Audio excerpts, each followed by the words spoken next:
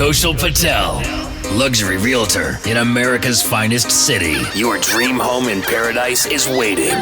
Buying your piece of paradise with Kaushal. Presented on IQ Podcast at Attorney King Studios. Sponsored by Oscar Gastelum, president of Mortgage Hub Incorporated. MortgageHub.loans. Now, Kaushal Patel. Hope you're having a fantastic day, fantastic week, all of the above. I'm Kaushal Patel with Windermere Homes Estates. Welcome to my podcast, Buying Your Piece of Paradise with Kaushal. Tourmaline Builders is a boutique custom home builder which has received dozens of awards for its architecture and design. They build luxury homes primarily in San Diego, and over the last decade have built more than 100 custom homes ranging from $1 million all the way to $10 million. Ben Ryan, the president of Tourmaline, joins me on my podcast today. And Ben, I'm sure people tell you all the time, you have such a fun, cool job. How did you get started, and how did you become an award-winning home builder in San Diego? I got started in a really kind of a strange path. It just is fortuitous. I was in the Navy, and I was in the SEAL teams for about 6 years. I got out right before 9/11, went to business school, and when I got out of business school, the Iraq War was sort of heating up, and I ended up going to a private security company that had a lot of business in Iraq. And we needed housing for a contract we had coming up in Baghdad, and I went over there to find the housing. I couldn't find the housing, but I ended up building it. I built what's become a 1,200 person housing camp in Baghdad, and realized I liked the building, didn't so much like being in Iraq, and I came back and just kept going when I got back to the States. What a cool story. Well, none of your portfolio looks like anything that I would see in Baghdad. No. It's stunning. It's spectacular homes. Now, one of the challenges I would imagine of building a home is keeping up with all the codes and things to know as a builder so you protect yourself. Sure. But constantly, what are some of the challenges that you faced? I would imagine it's the increase in the price of everything. And what are some of these items, and how much have they gone up? So yeah, prices have been increasing a lot lately. A lot of it's lumber and wood related. So, with when COVID started, everybody thought the housing market was going to just seize up and nobody was going to be buying houses. So a lot of the lumber mills shut down operations, and they can't start and stop really quickly. And at the same time, we had a lot of tariffs on lumber from particularly from Canada. And so the supply all of a sudden got really constrained, partially just in anticipation of people not building, but the opposite thing happened from what everybody was expecting, and people started, the market got really hot and everybody wanted to build their home, and people are spending a lot of time at home and they're focused on where they live. And so the demand shot up, and then, all of a sudden there's huge demand for materials and for building materials and limited supply. And that's sent lumber prices skyrocketing. Also, a lot of components, for materials that go in houses come from, there's a lot of overseas components, to some materials, and those prices have either gone up or just gotten really hard to come by. So, for example, like appliances, like we're waiting months and months to get kitchen appliances, refrigerators, and ranges and stuff like that. That used to be really easy to get before COVID. Yeah, but that's not stopping people, because we were just talking before the podcast started, and you said you're going to visit probably 7 or 8 work sites today. Yeah. I mean, we're people want to build, and we're finding ways. We're getting it done. We're just ordering materials really far in advance right now. And what challenges, aside from just the price increase of, goods, what other challenges, good or bad, have you seen in the last decade when it comes to home construction? As opposed, not just COVID related. So we built historically a lot of homes for sale in San Diego, where we're not building it for a client, but we're building. We buy an existing house, typically tear it down, and build a new house in its place. And the market's been really, really strong in San Diego over the last decade, and so prices of the prices of finished homes we sell have gone up quite substantially. But so have, at the same time, so have the prices of homes that we might buy to tear down and build a new home. So it's gotten increasingly harder to find a good project to start work on. Yeah, you and some of the other, as they would call themselves, flippers or remodelers, would say the same thing. You know, a lot of people want to get into that business, but it's not as easy as you would think. When it comes to the permitting process in San Diego, what changes would you like to see? What changes would I like to see in the permitting process? Well, the permitting process itself, so some of the changes that everybody would like to have seen have actually been happening over the last several months because of COVID. So just like lots of other businesses, the building department has everybody working at home. And so you can't go into the city and meet with planners and meet with plan checkers and discuss your plans really easily. So and submit your plans over the counter. In fact, when COVID started, you used to have to drop your plans off, and the plans would get quarantined for 24 or 48 hours before anybody would even look at them. But so we've gone to the city of San Diego's gone to online submittals. So you submit your plans electronically now, and they're reviewed electronically. And in fact, like when you're, used to be, you'd get this, big set of plans back when you're done when you get a permit, and they have this, it's perforated with these holes to sort of prove that that's your official set of plans. But now they just send it back to you electronically with a big watermark on it. So the electronification or making everything digital has been something that's really accelerated, and that's I think that's a really good thing. It's going to make things more efficient going forward. That's one of the big things. And can you walk us through the process and timeline of building a home? I'm sure this is your favorite part. So Get excited, get close to the mic, and let's go. So, so for us, it's typically roughly a 10-month process, and you start out with, if we're tearing down an old house, you start out with tearing down the old house and grading your site, and that's maybe a month or so, and then your next month and a half is pouring a foundation. And the foundation is your, it's not sexy or pretty, but that's your, it's a really important part of the construction of the house. And it's also the most time variable component. So if you, that can be, it can in a normal situation, that's a month and a half or something like that.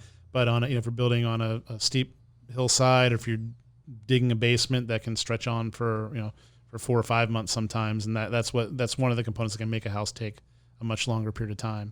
But once the foundation's there, you frame the house up, and everybody thinks that, hey, wow, that house is getting built so quickly. Framing happens really, really, happens quickly, and it looks like the house is going up super fast. But that's just the skeleton of the house. And once the house is framed and all the wood's there, and you can see the shape of the house, then you start roughing in all your electrical and your mechanical, your plumbing, your air conditioning ductwork, and your sprinkler systems. And once that's all in and been inspected, you insulate and drywall the house, and then sheet the outside of the house, waterproof the house, put a roof on it. And then once that happens, now you're getting into the kind of the fun stuff. I was just going to say the fun stuff. You get to pick and start to see it start morphing into your dream home. Yeah, the finishes and the cabinets and the tile and countertops and the things that people really get excited about selecting. What's the average cost per square foot in San Diego to build a custom home? It's really, there's a lot of variability about it. I like to say that, saying how much a house costs per square foot, it's like saying how much does a car cost per pound. It just depends on what you're building. But I think we build pretty nice homes, and most of the homes we build for people tend to be in around the maybe $375, $400 a square foot range. But that can vary substantially in either direction. And that doesn't include, what does that not include? Well, it doesn't include your plans and your design and your permitting costs. Your soft, we call those your soft costs. Okay. The hard costs of the construction. Right. And so when you total that up, are you looking at $900 to $1,000? Maybe another $100,000, give or take. Yeah. On top of that. Yeah. Okay. And I know you probably build all types and styles of homes, I love the modern contemporary. Is that your favorite? And is that the most popular style you feel in California or in San Diego specifically, that you've really just honed in on? I really enjoy doing things that are different. So it's hard to say what my favorite style is. I like it when we get a house that's just different, really different from anything else we've built. And there's a lot of variation within modern and contemporary houses. But I would say for sure that's people really like modern, and that's probably the most popular thing we're getting asked for the most right now. It's either modern houses or modern farmhouses. People love both of those. Yeah, you've built dozens and dozens, almost 100 homes. So which one is your favorite? So I mean, that's a tough question because you probably have like 5 that are your favorites. There's a lot of them that I really like, and sometimes the answer is just the last one we built. But we built a home, I think we finished about a year and a half or 2 years ago in Pacific Beach at the corner of Foothill and Loring Street.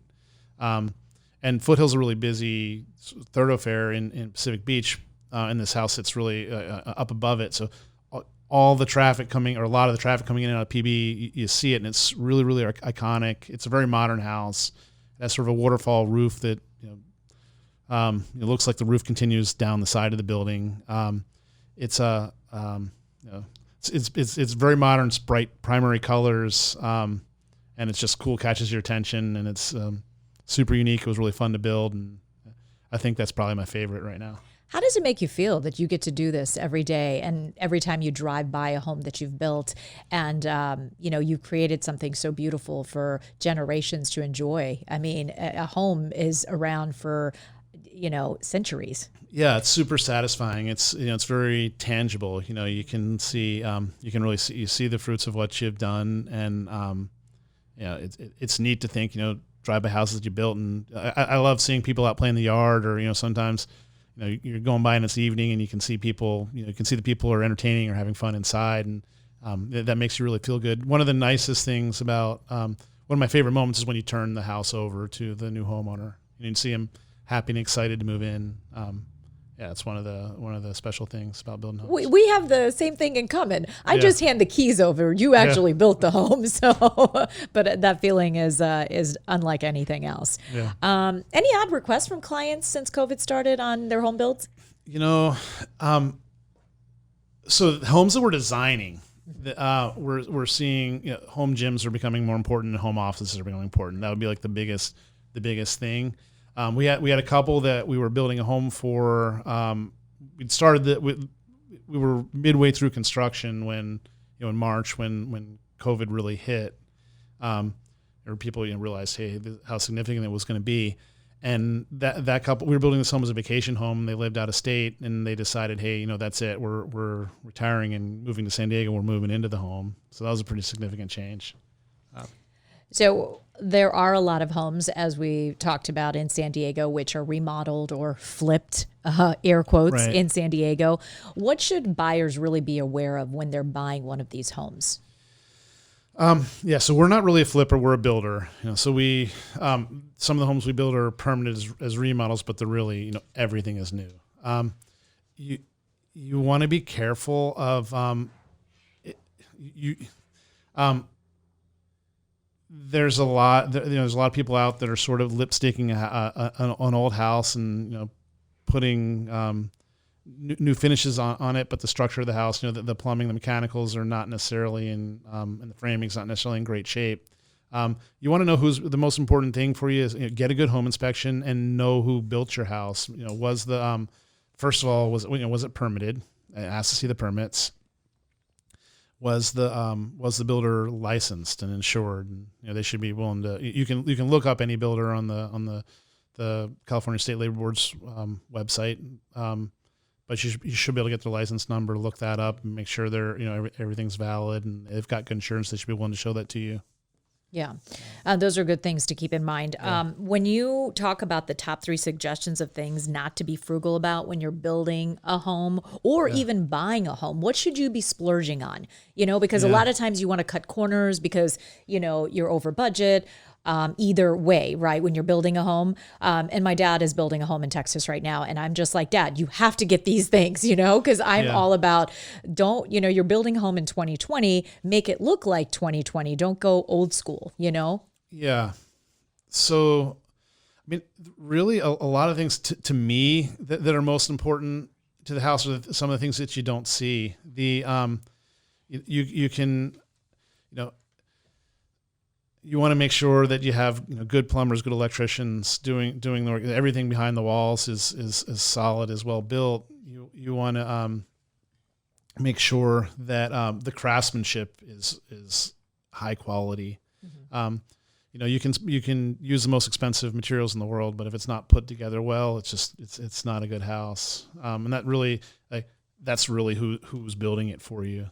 To me, that's the most important thing. Some of the finishes you can change out over time if you don't like them. I think things that if you're concerned about saving money, things like appliances are things that are sort of changeable without, down the road you can buy more expensive appliances. But I think I look at it from a different perspective. I care more about the guts and the structure of the home, and the design. It's really important to design the house well and put a lot of focus and effort into the design, because again, once you can build, if you don't have good plans and you don't have a good design, it's just not going to be a good house, and you can't change that once you're building it. When did open concept become so popular? Over the last decade or so, it's people seem to really like these open floor plans. We've been getting away from the formal dining rooms and closed areas. Some of that's just technology. So some of it's the way people live. People don't want their kitchen to be private. They entertain in their kitchen. And some of it's, that modern building materials, we have the ability now to have big windows and big spans, engineered beams that just weren't capable. We weren't capable of building, as easily 30 or 40 years ago. Mm-hmm. Yeah. And when it comes to the hot trends, let's talk about what's hot in flooring and the cabinets and, all that good stuff. We're seeing a lot of white oak. Everybody loves white oak these days. Yeah. And it's nice, it's especially in San Diego, it gives you a really beachy look. Seeing a lot of modern farmhouses, a lot of whites and grays. And again, a lot of modern homes. So how long do trends last for? Because, we were seeing white, in 2008, Yeah. So, yeah. I mean, it's been more than, it's 12 years and, people still love that white. Yeah. I mean, I think they cycle, so the things, you see trends tend to last 2 or 3 years. Like the modern farms we've been seeing for 3 or 4 years now, and they're still popular. But, maybe 3 or 4 years from now, they're not. What's next? What do you think is next? I don't know. But what I will say is I think it's really important to pick things and pick finishes that are timeless. So you want things that even if it's not the, a nice white oak floor is never going to be out of style. It might not be, maybe there's going to be a day when people are going back to dark floors and different types of hardwood, but it's always going to look nice. It's always going to have that sort of, it's never going to feel, nobody's going to ever say, oh, that's so, 2021. Right. Yeah. And is the option of building a custom home getting more complicated or not realistic in San Diego, since we have a shortage of, there's the inventory, the lack of inventory is really a crisis, and then the land. Yeah. So it's getting more expensive. But I don't think they're going to, people are still, in fact, people are building more now than they ever were, despite the fact that it's really hard to find, you don't find new lots so much in San Diego like you do in some other cities. You have to find something to tear down, but the existing housing stock's still aging. There's still homes that are, every 10 years, the homes are 10 years older than they used to be. And there's homes falling into more disrepair, even in nice neighborhoods that make sense to rebuild. So there's still stuff there. You got to pay more for it. And so that comes, pay more for it. And that leads to my next question. So is custom home building only for the wealthy? It's an issue. I mean, yeah, custom homes are expensive, and especially in our city. They're not, for most people, it's not really, I think it's more of like a personal and lifestyle decision. When you're building a custom home, it's not always so much an economic investment as something that you're building because you want it and you want to live in it. But it's getting more and more expensive. Yeah. It definitely is. Well, that's the price to pay, I guess, to live in America's finest city. The cost of things continue to go up. What excites you and scares you when you think of home building and maybe the next 10 years? Because you've been doing it for more than a decade. What does the future look like? Gosh, it's a tough question.